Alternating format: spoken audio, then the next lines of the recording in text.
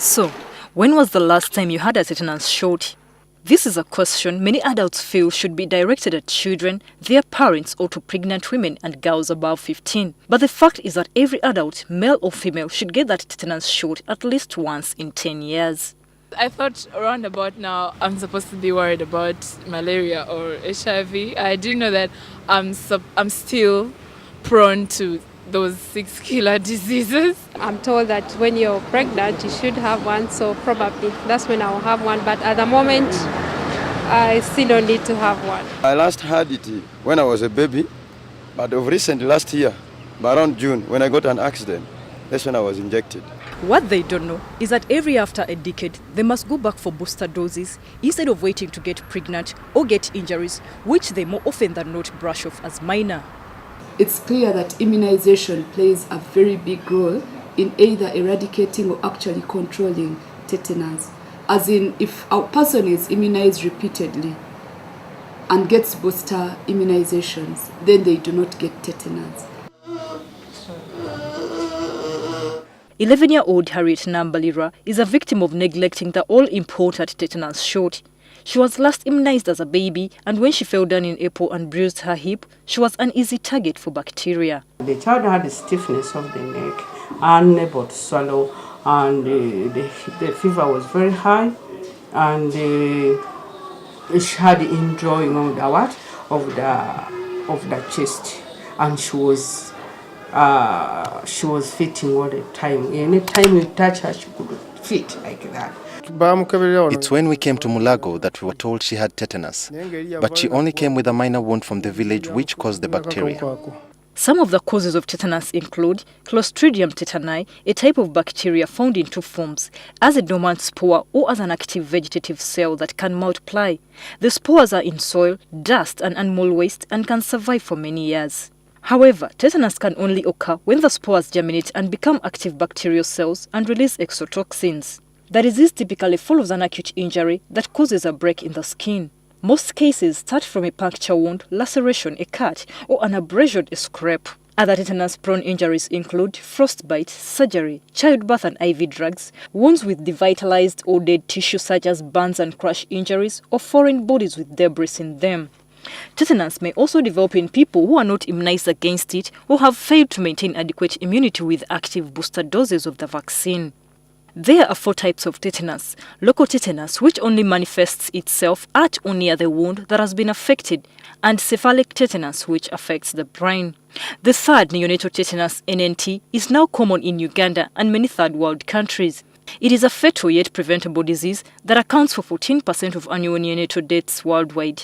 In 1997, a total of 248,000 neonatal deaths occurred globally. 95,000 deaths occurred in Africa, of which 4,600 were recorded in Uganda.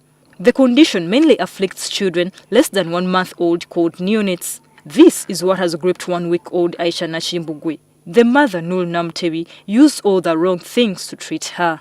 I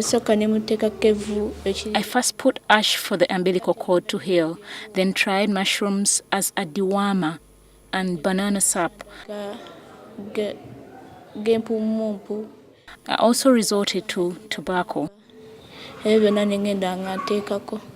Many mothers do not attend antenatal care, they do not get tetanus toxoid, and moreover, when babies are born, they also get treated with things which are likely to contain the Clostridium tetani. All the 3 tetanus types can develop into the 4th type, generalized tetanus, which is afflicting the young Nambalira. The condition manifests itself with muscle rigidity and spasms, irritability, muscle cramps, sore muscles, weakness or difficulty in swallowing. Facial muscles are often affected first, with trismus or lockjaw caused by spasms of the jaw muscles responsible for chewing. Muscle spasms could become so intense as to cause bones to break and joints to dislocate. Generalized tetanus is the most common and severe of the 4 types. Severe cases can involve spasms of the vocal cords or muscles involved in breathing. If this happens, death is likely unless medical help with the use of mechanical ventilation with a respirator is readily available. The patients need to be handled with the highest level of care. Now, we must treat the patient in a dark place because light can also spark off the spasms. We must keep the person in a quiet place, and also excessive touch of the patient can spark off a spasm.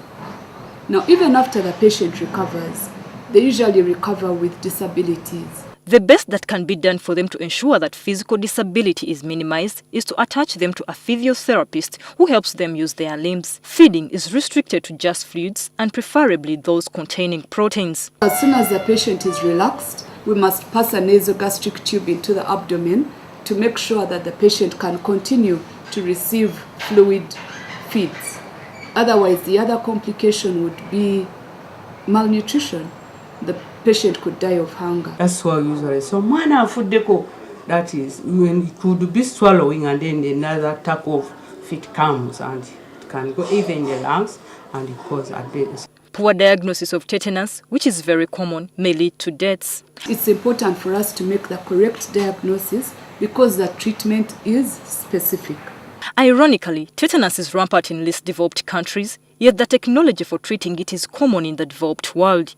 At Mulago National Referral Hospital, tetanus treatment is free. And as we discharge the patient, we still immunize them against tetanus. Officials at the Uganda National Expanded Program on Immunization UNEPI, which is under the Ministry of Health, say they have a program which covers schools countrywide to immunize all girls of 12 years and above. But they say that it is even better when parents take the initiative to ensure that their children complete the doses when still young because those can keep them immune till adulthood.